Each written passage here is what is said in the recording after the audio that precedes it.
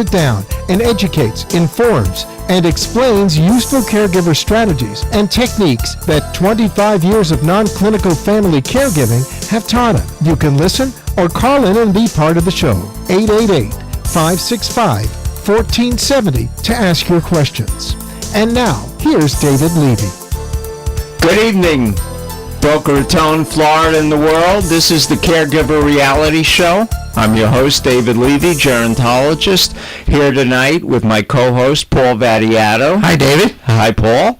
And we're going to jump right into a bunch of things because last week we were talking about the fact that Paul and I are both caregivers for our wives, as well as the fact that we both try and hold down full-time jobs. And so when we talk to you and we tell you we understand what it is that caregivers are going through, we understand because, like Pogo said, we are they. And anytime that you want to challenge that issue, we can get down and dirty and into the nitty-gritty. I will jump in and say it's been a very long weekend.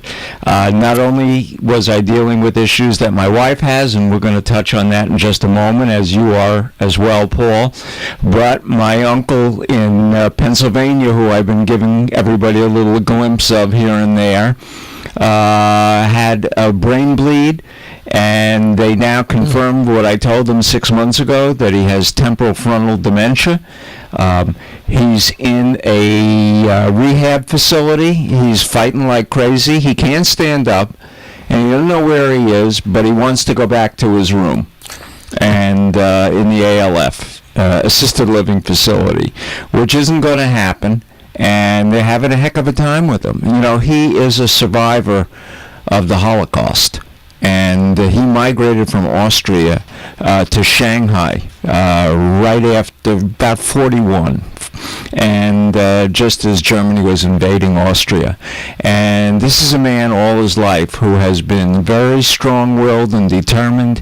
He figured out how to make it to the United States, get a college education, and go on to be fairly successful in business as a social worker. And he ran United Way for a number of years in a number of large communities.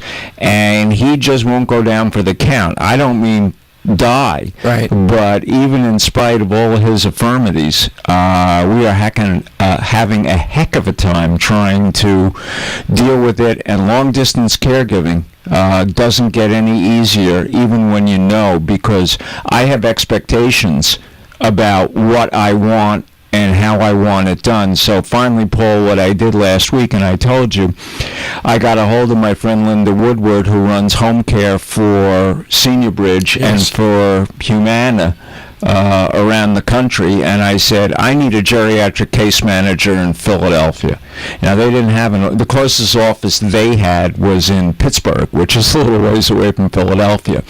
But she found me an excellent geriatric case manager who jumped right in. We talked the same language. She evaluated my uncle in the hospital, helped me pick out what facilities that I wanted him to go to, got to the other people, and notwithstanding the fact that she was great and I pushed from the other side, the system still let us down. I mean, they discharged him and never told anybody, including myself, where he was going, who was supposed to take care of him. And so I don't care how much you know. If you're not there, it is really, really tough. Hard to believe they were discharged to an unsafe place not knowing where it was going. Well, they kind of knew where he was going, but everybody else, from a rehab perspective, turned him down because they were balancing a brain bleed against a stroke, and he had been on a blood thinner, and so that was the choice they had. He probably knocked out having the stroke because he was on blood thinner, but he was in danger of bleeding out, and so it's been a delicate balancing match, and he has not been a very cooperative patient. But anyway, Paul, my weekend was a little tough. My wife wasn't feeling well. I know yours had a minor slip and fall. Saturday morning, that's how we started the day. All right, well, and I got up this morning, and my three favorite initials popped right up. UTI, urinary tract infection.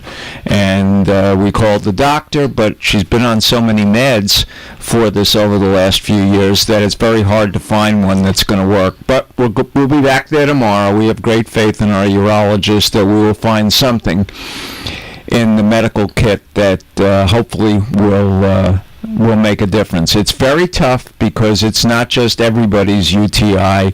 When you have an autoimmune disease, as she does in dysautonomia, it makes it very, very tough. And for those of you that don't know what an autoimmune disease is, it's a disease within your body that fights with your own immune system, and your immune system attacks your own body.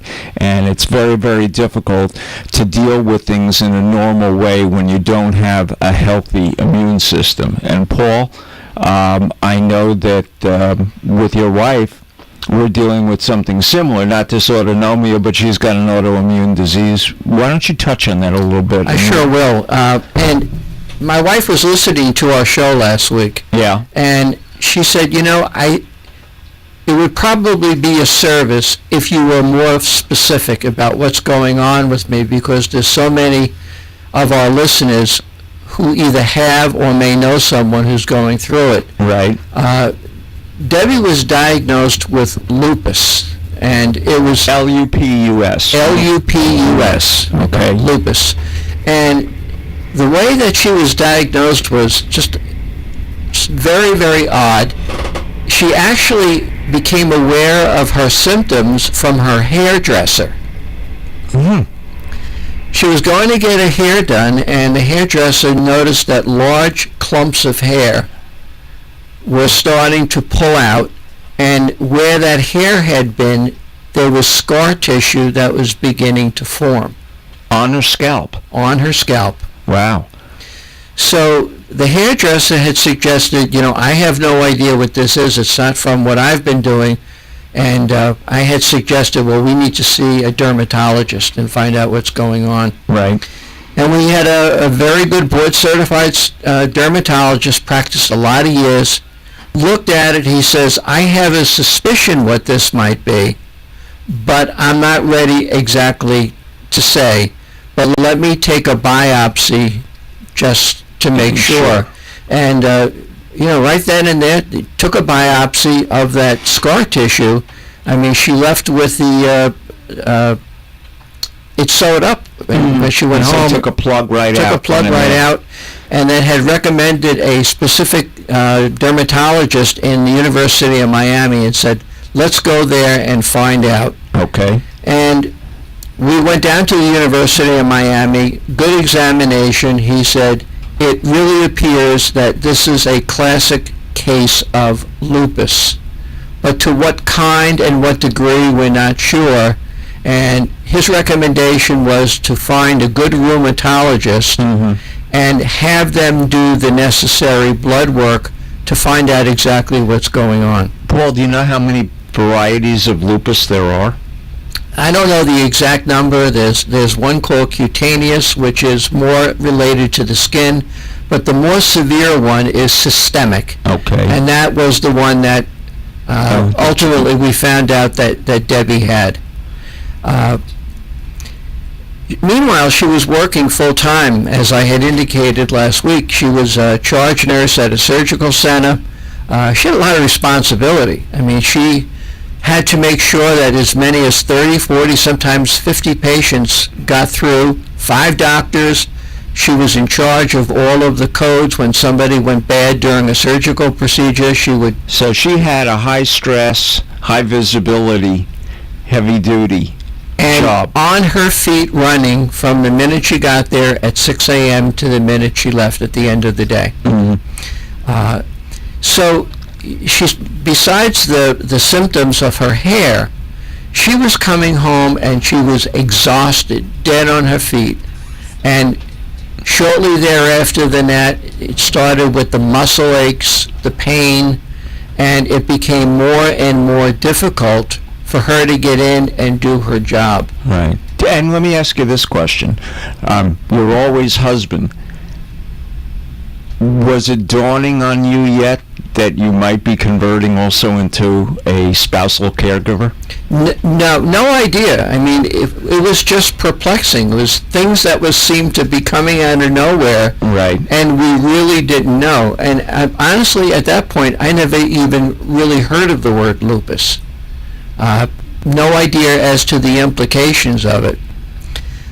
Well, we did finally get to the rheumatologist, and they ran blood test after blood test after blood test. Oh, and by the way, when she was going back to the dermatologist, she was getting as many as 12 and 13 injections into her scalp at the same time. Mostly it was some sort of a cortisone mixture. Okay, to try and break up the scar tissue or try and preserve the hair? Preserve as much hair as she could. And all right, so it was kind of like an alopecia, which is a loss of hair. Yes. Right. And I was there in the room with her as a husband. Right.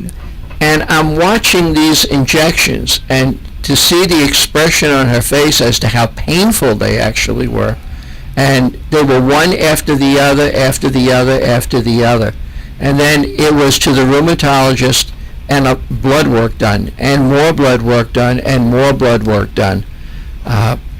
Finally, they were able to do some, I think it was through a DNA test, they were able to confirm that she had lupus and a number of other related autoimmune diseases. Fibromyalgia being one, connective tissue disorder being the other. But it all meant the same thing. Right. The body was starting to break down. Right, and I understand that because my wife's condition of dysautonomia, which is a breakdown of the automatic nervous system, breathing, bowels, etc., I've mentioned it before, they don't work. And along with the autoimmune piece of it, she's had fibromyalgia, she's had chronic fatigue, add in, muscle spasms. I mean, we go to, and if it were not for her rheumatologist, along right now with her urologist, I don't know how I would keep and maintain her, because with the pain and the cortisone injections that he does, even though they don't last very long, as you kind of found out as well, without them, I don't think that she could endure some of the episodes of pain. She has a very high threshold of pain. She doesn't complain, but you can see it all over her face. Absolutely. You can see it on her face, and you can just sense it happening. Compounding all of the physicalities that were going on, it was also the fact that she psychologically wasn't at a place where she could accept these changes. So she pushed herself to go to work. She pushed herself through the day and got up in the morning and could barely get out of bed from the pain. And, she's pushing stretches, she's bending down to do IVs, she's helping to move and lift patients, and she barely could walk herself by the end of the day. I know that situation because, as you know, my wife had a very important position in the North Broward Hospital District. She had helped to create the Neuro Institute, and she was surrounded by neurologists. And she began to complain that she couldn't stay up on her feet. And I think I mentioned to you, maybe it was last week, I don't mean to be redundant, but they actually had to move a couch into her office so that she could lay down in the afternoon, because she was known as the Energizer Bunny. You would find her all over the hospital doing what had to be done, and she never took a breath. And so this was completely out of sorts for her. I knew that something was wrong. We couldn't put our hand on it. I do remember, and I'm going to let you get back to lupus in just a second, but I can remember the neurologist trying to figure out whether or not her cerebral spinal fluid in her brain was flowing properly, and we spent 1999, the New Year's of 1999, doing brain studies at the hospital and all through the New Year's Eve weekend. So we greeted 2000. It wasn't that the computers went crazy, but certainly trying to figure out a diagnosis for her was very, very difficult. And I empathize with all the people out there that have varieties of autoimmune disease. It is impossible, just impossible to deal with. I don't want to stop, so let's just keep on going. Okay. So to continue on with the story, Debbie continued to go to work, and the nature of her disease is that a rash usually appears. They call it a butterfly rash that goes across the nose and it goes down the side of the face. It's very pronounced, swells up, sometimes it even scabs as a result of it. And of course, it's a very public position that Debbie had, so she really would never be able to speak about it. But really what became a very hurtful turning point to her was when she was called into the director's office and asked about this rash and could she cover her face. And meanwhile, she's suffering with this disease. Almost like you had to go wear a burqa. Almost. And, in my mind, I'm thinking, so much for the American Disabilities Act. Right. Well, I guess if people saw the rash, I guess the concern was it contagious? Of course. What was it? And so I can understand in a clinical setting like that, not so much the other clinicians who may have understood what she was going through, but patients that were there for surgery may have been concerned. And yes, easily understood. So there was a long discussion with the powers to be where she was, and it was becoming more apparent that she was not going to be able to continue on much longer because other symptoms rapidly began appearing. And perhaps one of the more serious ones that came was that her blood levels regarding her liver started to get quite severe. And is that one of the typical symptoms of lupus? Lupus attacks organs. Usually the kidney, the liver are the firsts that are attacked. I want our audience to know we're being very candid with you. We're telling you the clinical story behind our wives so that you might have some appreciation not only of what they're going through, but when we begin to talk as caregivers, spousal caregivers, as husbands, and trying to do the double job of bringing in, the bacon, so to speak, and also trying to manage the day-to-day activities of our wives that are not in a position to do for themselves, but who do, and I really mean this because I know Debbie as well, is that they're suffering in silence not to impact us any further than they have to. And it's amazing to me that they do what they do and try and keep it away from us. It really is. And, she was scared out of her mind. I felt powerless as both a husband and as a caregiver because this thing was taking off in all different directions. And I remember that the doctor ordered a biopsy of the liver. And that is not an easy test to have. No. And as a nurse, probably the worst enemy was the fact she knew as much as she did, because she knew what the procedures were, she knew what the numbers read, she looked at all of the blood reports before, as the doctor looked at them, and she pretty much knew what was going on. But she went in to have this liver biopsy done, and because of, again, autoimmune disorders, the next day she started to internally bleed. So she was back in the hospital the second day, and now they had to deal with two problems. Yep.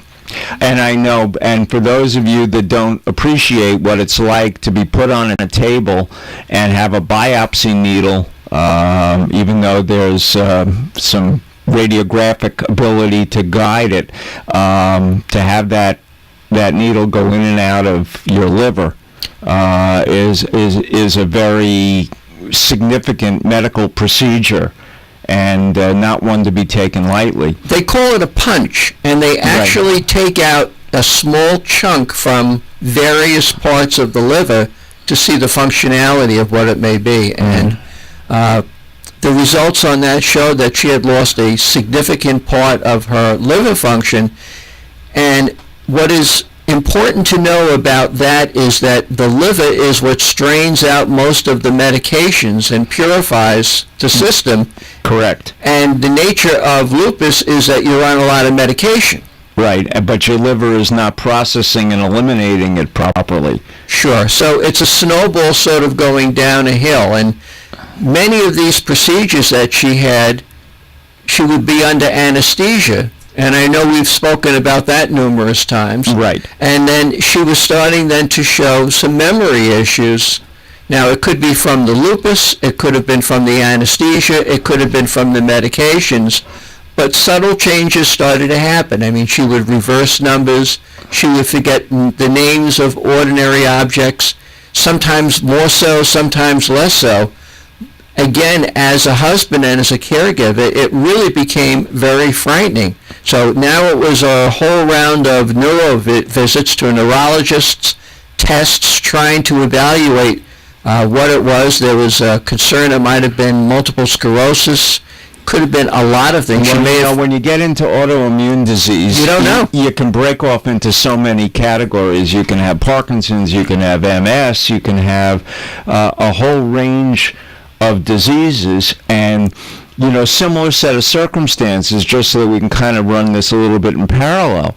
My wife, who was educated at the Medical College of Ohio, although she's not an MD, knew more than she should have. Right. And as a result of that, when she started, and here it was, she founded the Neuro Institute, whose main function in the beginning was they had the second memory disorder clinic in Florida, where they were evaluating people with dementia, with Alzheimer's, or whichever kind of dementia came through the front door, typically Alzheimer's.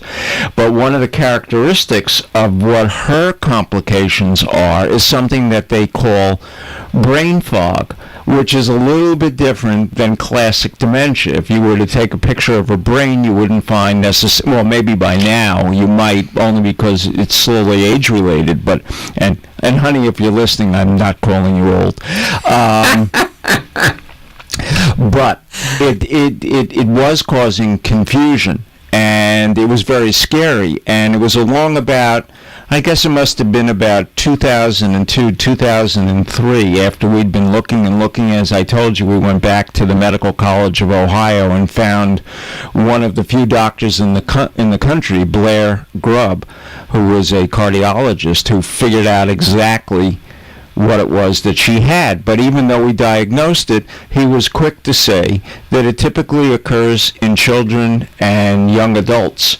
And he was almost her oldest patient. And as a result of that, nobody knew what to expect. And even to this day, there's nobody that can give us an indication of what's happening, because nobody's dealt with somebody in their late 60s, early 70s that's had it this long. And so that's our predicament. Now, your wife came down with it. She's younger than my wife is, but it's a very slippery slope. It is, and there is a lupus fog also, which again, it mirrors what you had gone through, and there would be times of confusion, as you said, and similarly, lupus typically affects predominantly women and predominantly younger women. And my wife, let's say middle age. Right. And it became more and more apparent that this was going to become more and more of a difficulty. And finally, it got to the point where she had to stop working, and now it was more time was spent home, much of it bedridden, because of the physical pain. Many doctor's visits, and that's really where, as a caregiver, it really became difficult, because at every juncture of a doctor's visit or an appointment, there was a decision. Is this one that I need to be at? Is this one that she can go to by herself? Did we even want them behind the wheel of the car? Well, she couldn't drive at this point, so she was not driving, so it was arranging for a driver, hoping the driver would show up, hoping the doctor would allow for me to be on the phone to hear what is being said. because much of the visit she either wouldn't remember what was being told to her, and she went there with a list of things that needed to be discussed. Right. For our audience, we're getting close to the midpoint break, which we have to take for the station. But you're listening to us on WWNN 1470 AM, or you may be listening to us on iHeart.com. Just click on Florida and go to WNN. They don't use the first W. Or you may be watching us on CaregiverReality.com live show. And these shows typically get put up by Freddie, fortunately, within a day or so. They go out on YouTube, and I'm hoping that the public will become a little more aware of the fact that these autoimmune diseases in women of our wives' age are devastating. It takes on the whole family. I, who have been in this business for 25 years and counted along about year 15 and married for a couple, 3 years, the idea that I was a caregiver, and even though I know it on behalf of everybody else, it took me a while to accept the fact that I was not a husband any longer, but that I had become an informal family caregiver, unpaid, in the trenches, trying to second guess what was happening, and without anybody, until I finally got a hold of you, Paul, and you're kind of my father confessor, because for the most part, most people that had caregiver issues came to me, and I couldn't see it in myself, and that's what makes it so difficult when you have to carve out your role in the family and your role as a caregiver. We're not quite ready to go to a break, but I want anybody that would like to, that has a comment, whether you have lupus, whether you're dealing as a spousal caregiver, we're at 888-565-1470. Would love to hear from you, because we're trying to break this down so that people understand that it happens everywhere. There are 50 million caregivers, and Paul and I are just 2 of 50 million, and every one of us has a unique story to tell.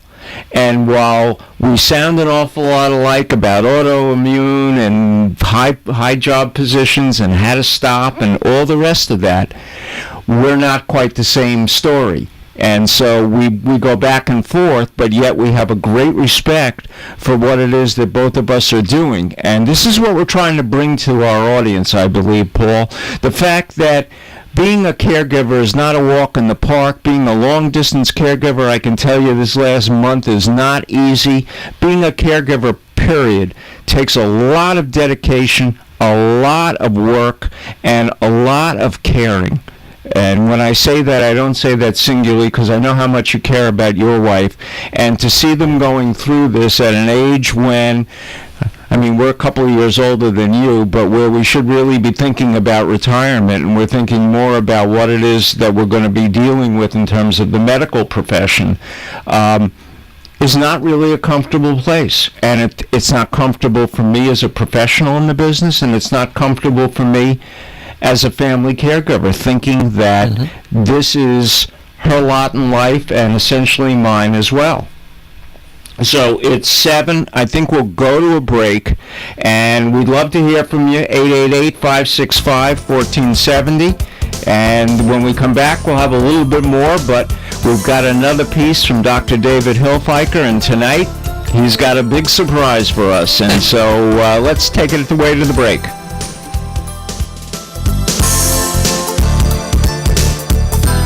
Talk 1470 WWNN Pompano Beach, WKIS HD3 Boca Raton, Miami, Fort Lauderdale. Hello, are you a family caregiver? Are you taking care of a spouse, parent, or loved one who can no longer care for themselves? Are you dealing with Alzheimer's disease and don't know what to do? Are you stressed, burned out, frustrated, and don't know where to turn? Have you realized that your doctor, lawyer, and mental health professionals don't have real practical answers? You need a non-clinical family caregiver expert that the professionals turn to. You need David Levy. He is a family caregiver expert with 25 years of active experience with thousands of family caregivers. He can help you provide a better quality of life for you and your loved one. Contact David Levy at dlevy@caregivered.org. That's dlevy at caregivered.org or call 561-482-0086. And let's get your mental road to healing started.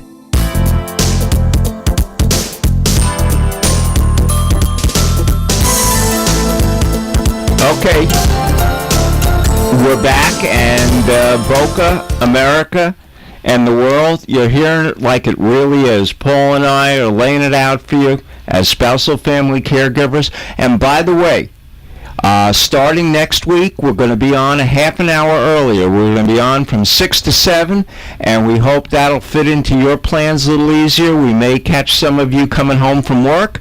You'll be able to listen to us on 1470 AM if you're in the local area, iHeart.com if you've got whatever electronic device you have with you, and we look forward to expanding our audience with this new time frame. And Paul, we're going to come back to this subject obviously continuously, and I want to make sure, I know next week you won't be here, yes, but hopefully when you do come back the following week at 6, we can pick up not only with some of this, more of lupus, because I think your wife was 100% correct when she says people don't really understand. And it's no different than mine. You know, if you're not wearing a bandage, if you don't have your arm in a sling, if you're not out in a wheelchair trailing a body, an IV bottle, and you look like everybody else, everybody assumes there's nothing wrong with you. What I'd like to do, hopefully, when we get together next time on this, David, is really to talk about the non-medical side of it and really how it affects lifestyle, friends, colleagues at work. I mean, this runs a long gamut of difficulties for anyone I as a can't caregiver. tell you how many times that, and I know with you as well, how many times I juggle schedules. I have deliberately made my Monday open except for the radio show in order to try and do doctor's appointments and whatever else has to be taken care of, and during the week whenever it's necessary. But it's affected my family, it's affected my children, her children, and this is not easy. And as a matter of fact, we see some of these symptoms in some of our children because it's highly hereditary. And I just hope that isn't the case. Well, I appreciate what you shared about your uncle in Philadelphia, because when my dad was in his last days, it was his caregiving on top of my wife's caregiving that really presents a challenge. Oh, double caregiving by one person is definitely the height of the ability to keep more balls in the air than you ever imagined that you could, while trying to deal with a system that always seems to be pushing back at you. There's very little accommodation, even if you ask nicely. People are too busy inside the medical and I'm not casting aspersions at the medical profession, but you ask for an accommodation and it has to go up the food chain, and you have to keep going up and going up and going up until you finally get to the right person who says, I'll have to check on it because I don't directly know, when the person who did directly know didn't deal with you. And that's when you have insurance. Right. Absolutely. I mean, you know, we have fee-for-service Medicare and supplemental policy and all the rest of it. And I cannot tell you, Paul, and although you have some idea because you do know, what our unreimbursed medical is annually. In excess of $25,000.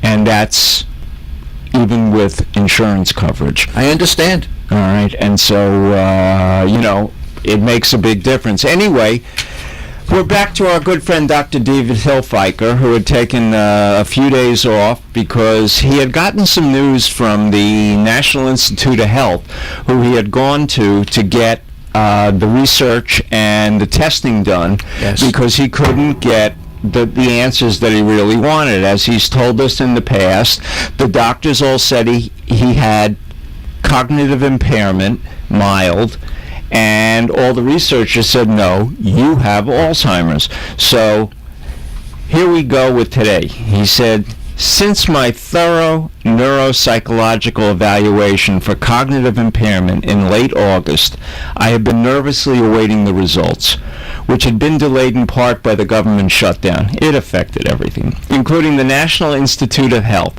Last Tuesday, I finally got them. The tests were completely normal. There's no sign of cognitive impairment. Wow.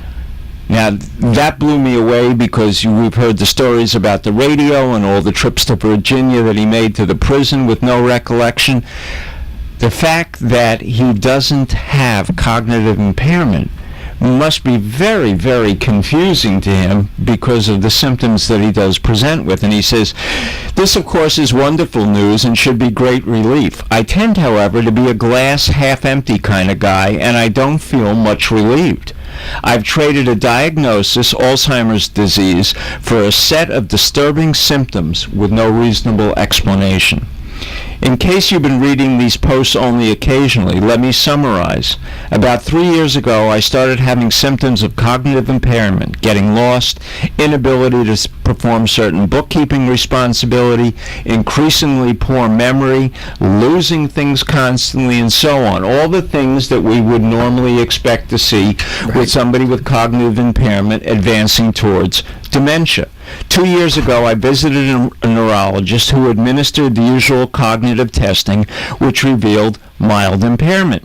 Repeat testing a year later also showed a mild degree of impairment. Other major causes of cognitive impairment were ruled out, so I was left with a big diagnosis of mild cognitive impairment, probably Alzheimer's. This blog has been a description of my ongoing experience with this impairment. As part of research studies that I participated in, I've now had, over the past 8 months, none of which has shown any sign of Alzheimer's disease. This most recent neurological set of tests at the NIH was very intensive and extensive, about 4 hours in length. Unlike the previous, less thorough tests of cognitive function, this more rigorous evaluation showed no sign of cognitive impairment. So now I have a set of symptoms that have impaired me for several years, but for which I can find no reasonable explanation. It's just astounding. The reason I have avoided making entries in this blog over the past week is that I haven't known what to write. This has so stunned me that I've had to talk it through with my family and some friends. So far, I can't explain it in any reasonable way. Here are some of my thoughts that I've had. Perhaps my previous diagnosed cognitive impairment has resolved and I've gotten better. Unlikely.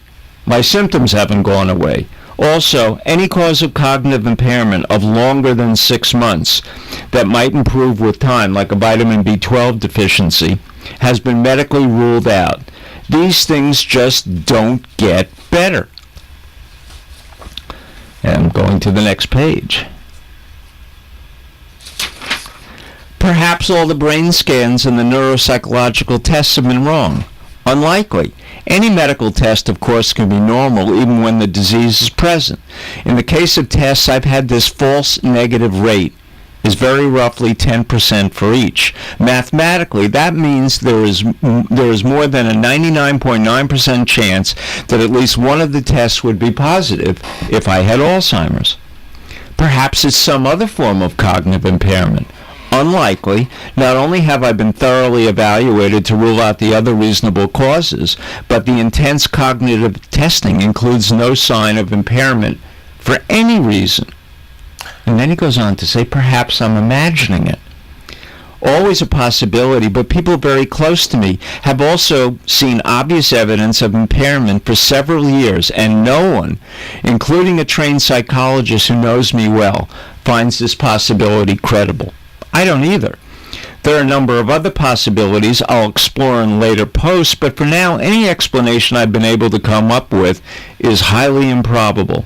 As I've written before, all of this can be extremely unsettling. For several days last week, I felt quite unmoored, like a ship. I'd come to terms with my identity as an Alzheimer's patient, and now it had become, at the very least, uncertain. This life over the past year as an Alzheimer's patient had become very meaningful and fulfilling. What was I now? What was I going to do? But after lots of conversations with friends and family, I no longer feel so unmoored. This is but one more twist in a bumpy, uncertain road. I can trust myself and my perceptions. I can simply wait for the next step in this strange journey. I feel ready to let go and see what exciting things will happen. He's got a wonderful attitude. These test results, whatever they ultimately mean, are good news. At the very least, the impairment I perceive is progressing very slowly. At the very least, this is another opportunity to learn to live with uncertainty, just as most people with mild cognitive symptoms have to. It's an opportunity to let go of self. And he concludes with, the wild ride continues. Paul, this is just an amazing, amazing story. I really expected after he took the break to come back this week just like you did and talked about it. And finally be told that he has Alzheimer's. And to the audience who's been following us with this, and there's a picture up, if you're watching, of Dr. Hilfiker, and his is very strange. I don't want anybody out there to think for one moment that what Dr. Hilfiker is going through has any relationship to anybody else. If you've seen one case, you've seen one case. And in this particular situation, while it has stayed within mild cognitive impairment, we've been reading about him for a while, and he certainly presents with a variety of symptoms that all seem to indicate some aspect of dementia. So going forward, this is going to be a very confusing but a very interesting person to continue to observe. And I hope once he gets a little grounded, now that he's not quite so unmoored, maybe towards the end of the month I can convince him to come back on. And we had him on, about 6 weeks ago, and see what's going on. You know, I can only imagine how unsettling that must be, and wondering, well, if it's not that, what might it be? Sometimes not knowing is worse than actually knowing. Yes, and he had taken some comfort in kind of having a position in his life with this mild cognitive impairment diagnosis, moving towards Alzheimer's, but never quite getting there. So the symptoms haven't gone away. Definitionally, or by way of testing, he appears to have nothing, but yet, even though the tests show nothing, he's still suffering with his symptoms. So I think it's stay tuned, because there's a lot more to be told out of this story. I saw a news blast just before we came on from Reuters.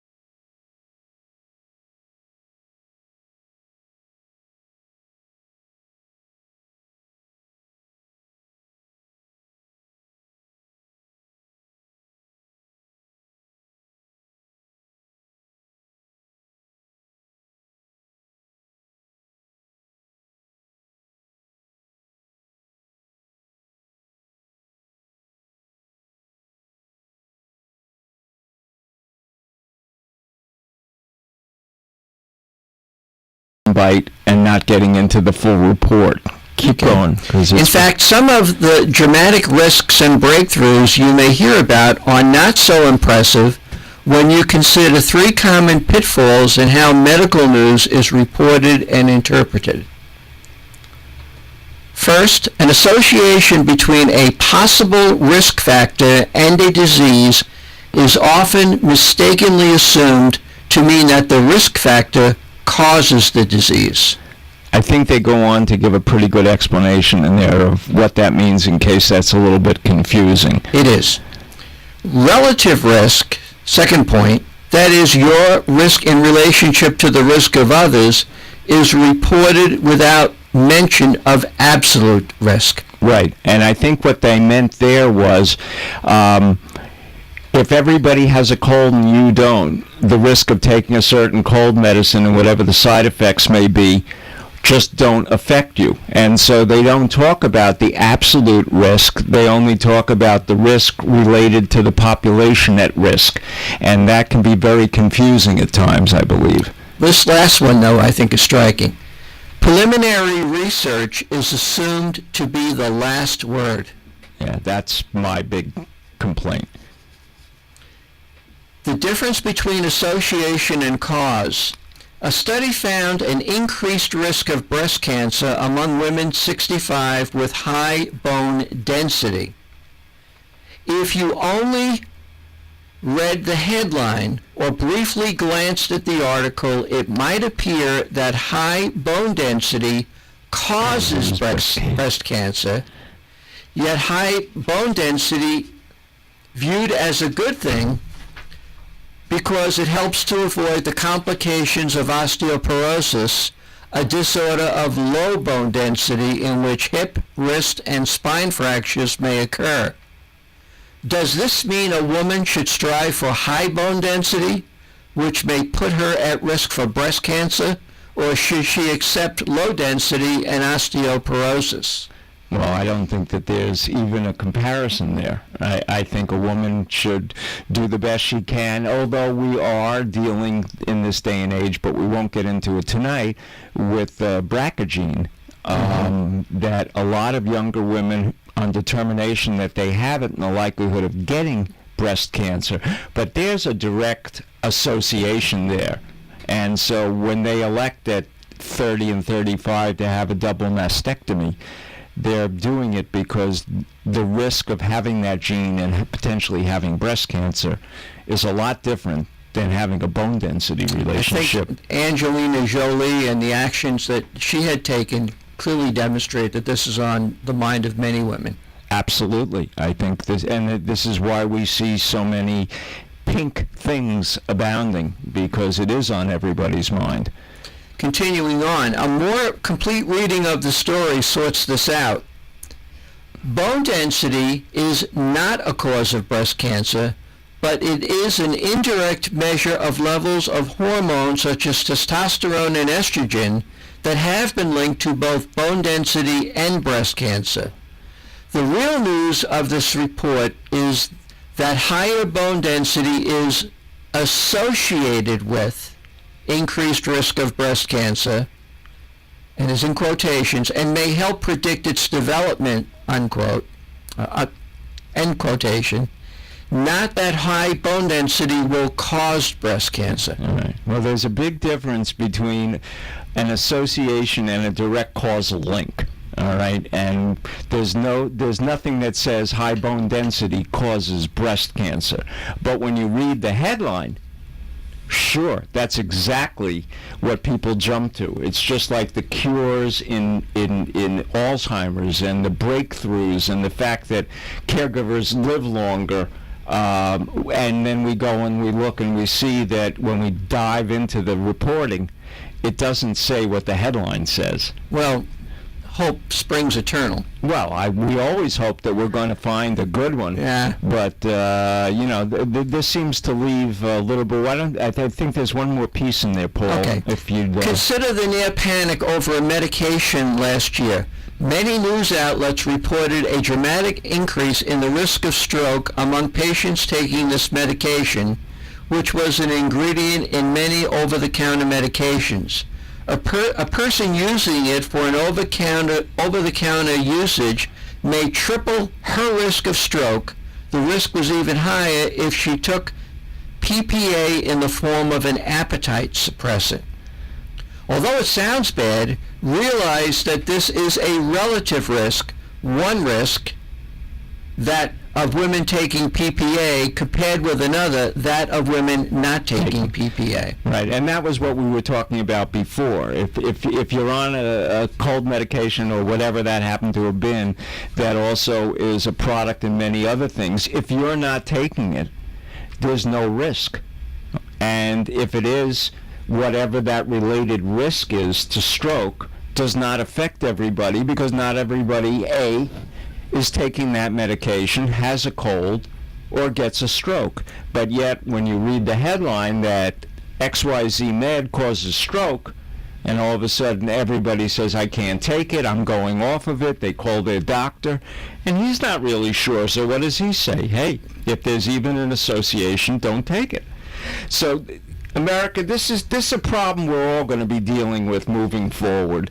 How accurate is the news? We live in a world of sound bites. We get glimpses and little pieces depending upon what the news media, the print media, and everybody else wants to tell us. But if we don't go ahead, and that's one of the things that Paul and I are trying to do for you, is go ahead and dig into the research a little bit. And here was a very, very good article that goes on to say, unless you see the word absolute, it doesn't mean anything if you're not using it, if it's a relative risk, if it's not a direct causal effect. And so what happens is it's like the tide runs in and out. We scare the heck out of people, and then we say it's okay, and then we get another one, and then somebody else says it's different. And so what is the American public supposed to do? And pharmaceuticals and over-the-counter medication have a lot of things in them, and everybody's a little different. Just as you and I have been talking about how both of our wives have autoimmune diseases, but they're as different succinctly as night is from day. And so we need to get accurate reporting and not something that just catches the headlines. But we have become a nation of sound bites and a nation of headline reading only.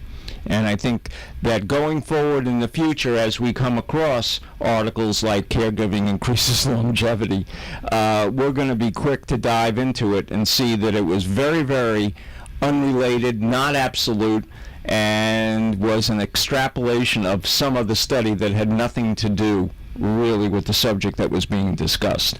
So I see we got a couple more minutes left. I want to let you know we're going to be starting a half hour earlier next week. We're going to be on from 6 to 7. Paul won't be here, but I will have a guest. I'm trying to firm up one of two that will join me, either of which I think our audience will enjoy. And Paul, what are your concluding remarks? Well, I hope what we have been bringing to the listeners have struck a chord that we are part of them, those that are non-clinical family caregivers, unpaid caregivers. This is from the heart. It really is a passion and a mission, and we are there with you fighting the same battle, and it's here that you're going to find where the real information is. Right. We can't yuck it up. We can't turn it into super sensational, because that would detract from what we're doing. But yet, we're trying to break it down, tell it like it is, so that people that are caregivers can say, yeah, that's a competent authority. I can trust those guys, at least to give me the real skinny, and then I'll still make up my own mind. So Boca Raton, America, and the world, it's been a pleasure being here this evening. We're on caregiverreality.com, iHeart.com, and WWNN right here in Boca Raton, 1470 AM. And so until next week, when we'll be starting a half hour earlier on from 6 to 7, this is David Levy and Paul Vattiato saying, have a great evening, and I hope you learned a little something. I know I did. Good night, David. Good night, Paul.